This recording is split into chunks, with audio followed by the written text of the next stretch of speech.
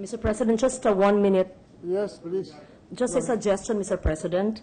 Instead of us laboring to watch 23 minutes of a video which is not even properly produced and which is somewhat inaudible, may we request the prosecution to provide the senator judges, with the concurrence of my colleagues, with a transcript of this video so that we can appreciate it better? Yes, Your Honor. We will do that. So I personally, this video personally, I think would not be very relevant or material at this point. I do not know if you want to show the whole 30 minutes to us now. No, Your Honor. We actually Please. just presented 13 minutes. 13 minutes. And it's it's finished. done. It's done, Your Honor. We're just going to present two short videos, Your Honor. One is just 1 minute, and the other one, I think, is just a few seconds, Your Honor. All right. That is our point. Within We will allow the video to be shown so that we'll finish with this matter. Proceed.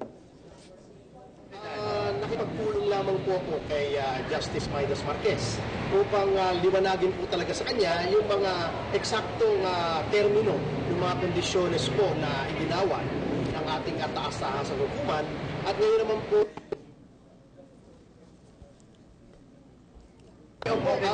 nakipagpulong lamang po ako kay Justice Midas Marquez upang liwanagin po talaga sa kanya yung mga eksaktong termino, yung mga kondisyones po na iginawan ng ating taas-tahasang hukuman. At ngayon naman po naliwanagan ko na po ay tinawagan ko na po at nakipag-usap na rin po ako sa aking kliyente upang siya po ay tumupad na sa mga kondisyon na yun. Papunta na po ang mga tao niya rito, dala na po yung cash bond na 2 milyong piso. Yung pong appointment ko bilang aking paghirang, bilang kanyang kinatuan dito sa Pilipinas habang sila ay wala. At yun naman pong pangatlong kondisyon na sila ay magre-report sa konsulado natin pagdating. Tapos na? Your Honor, actually, it just looped. Tapos na ba? That's the same video, Your Honor, that just was... tapos na yun? Yes, Your Honor. Yung next video, sige.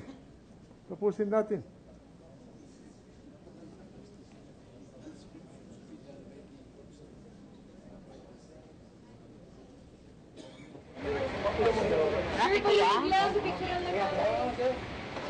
Akala ko yun yun. Ma'am, ikaw ba yan? Nandito na po, ma'am. Apo, nasa ba? Ito. Ano po yun, ma'am? Ito, ma'am. Sabi po ni Justice Marquez, pagkakas na lang. Alawin mo na kami. Pwede ako humingi. Wala pa doon po. Pag-alawin lang po kay Justice Marquez ito, ma'am. Apo. Ano ba? Kulang. Sobra ba yan? Sobra. Puro pala ito, di amin.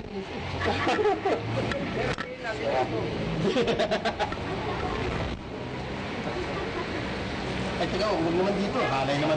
Muna tayo sa loob. Huwag mo nang ilabas yan. Kaya pati nga dalawang soup. Kaya pa kayo bumas mo lang. Kapag ano tayo. Pero discreet ka naman.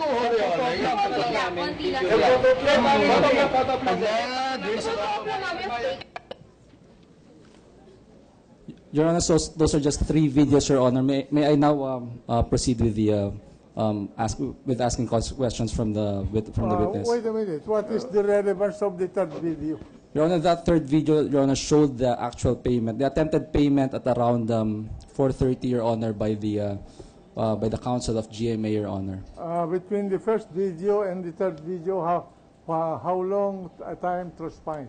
Your Honor, the first video happened around